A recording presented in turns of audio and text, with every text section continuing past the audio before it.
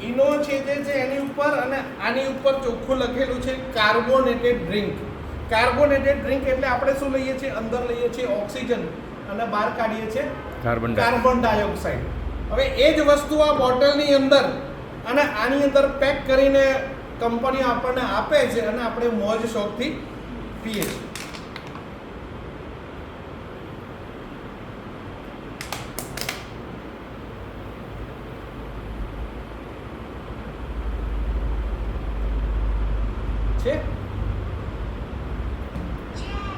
શું છે?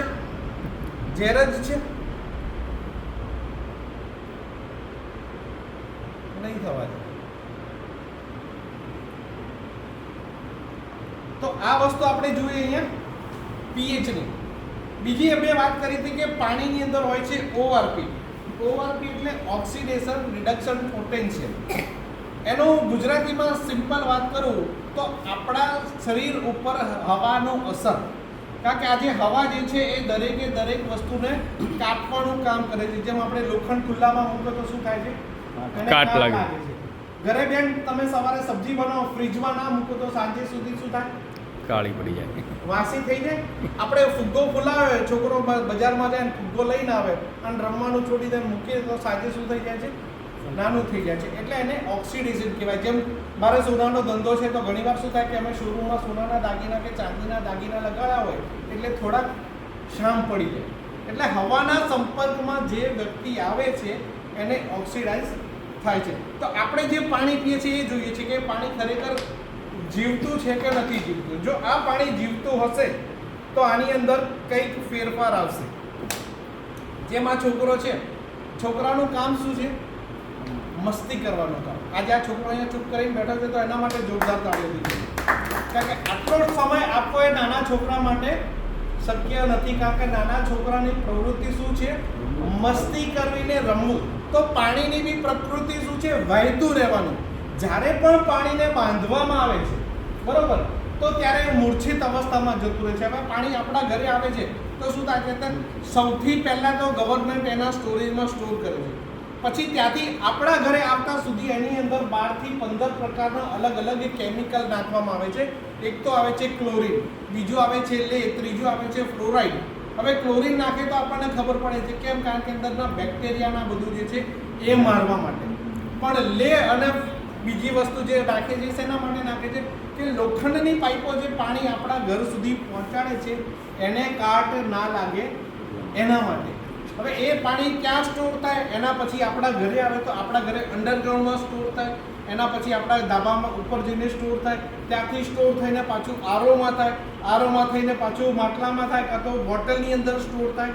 એટલે પાણીને આટલી વાર સ્ટોર કરવામાં જાય તો શું થઈ જાય છે? એ કોમામાં જતું રહેવા. નાના છોકરાને જો 2 દિવસ બાથરૂમની અંદર બંધ કરી નાખો તો એક રૂમમાં બંધ કરી નાખો તો શું થાય છે? કોમામાં જતું રહેશે.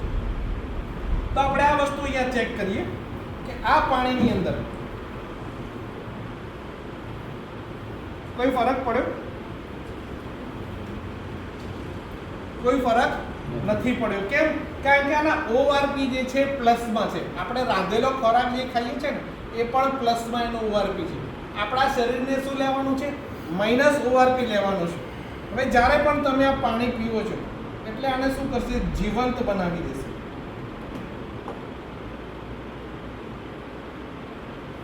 એને શું કર્યું? પાણીને જીવતું કરી દીધું. હવે આ જ જીવતું પાણી આપણે પીશું તો આપણા શરીરમાંથી રોગ નીકળવાનું કામ કરે છે. ત્રીજો આવે છે પાણી જે છે માઇક્રો ક્લસ્ટર હોવું. માઇક્રો ક્લસ્ટર એટલે શું? કે આપણે આજે સાદું પાણી પીએ છીએ ને એના અણુઓનું બંધારણ જે કહીએ ને એ 15 થી 20 અણુઓનું હોય છે.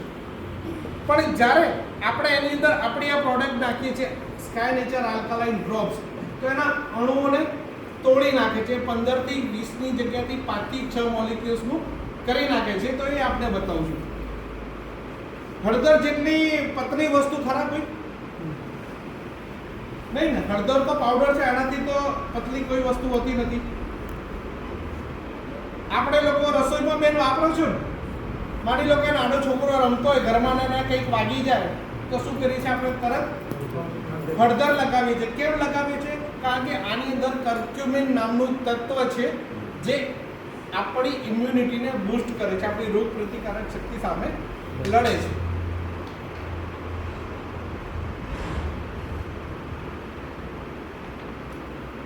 મિક્સ થઈ ગયું હળદર? કેટલા લોકો કહે છે કે હળદર મિક્સ થઈ ગયું? હાથ ઊંચો કરો. જેટલાને ખબર છે નહીં. બાકી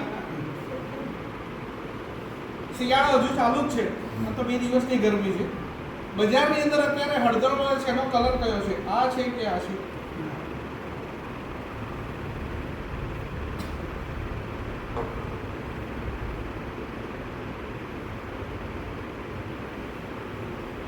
કયો કલર આવે છે? લાલ. લીલી હળદરનો કલર આ રહ્યો છે. કેમ? કારણ કે આની અંદર લાઈવ તમે કર્ક્યુમિન જોઈ શકો છો. એટલે શું થાય છે કે આપણે જ્યારે પણ ઘરે રસોઈ બનાવીએ છીએ એની અંદર મોંઘા ગરમ મસાલા લાવીએ છીએ, પણ પાણી જ જાડું છે જે ગરમ મસાલાની અંદર જતું નથી. હવે અહીંયા તમે મોંઘા નહીં, સાદા પણ મસાલા લઈને આવશો અને આ ડ્રોપનો જમવાનું બનાવતી વખતે ઉપયોગ કરશો તો એની અંદરના બધા પોષક તત્વો જે છે આપણને મળી રહેશે.